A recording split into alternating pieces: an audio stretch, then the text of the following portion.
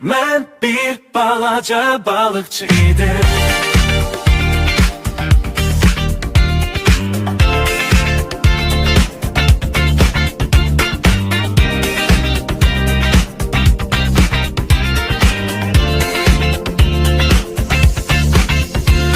Ben bir balaca balıkçıydım.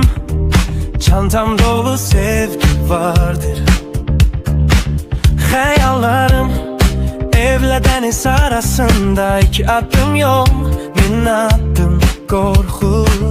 Duygularımı küle kapardı sahilden, hayallarımı deniz tuttu dibinde. Onda her şey sadeydi belki de, balık torunda yok, denizi sekti.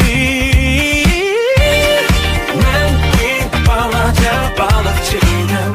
Yayalar adımı bilirdi, beni tanıyırdı. İller geçti, deniz gitti, ben de gittim indi. Kalp şahta danışır, deniz susur içimde.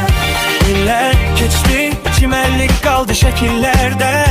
Ayağımda rezin çekme yok, şehir yolu var. Köpüklü sahilleri heves eyledik. Sement üstü yat kapılar, yat kokular indi. Her şey değişip denizi garevez edir. Küleyi şahta kesir, hatireler donur kirpiklerimde. Soyuq nefes kimi içine sızır gecemi.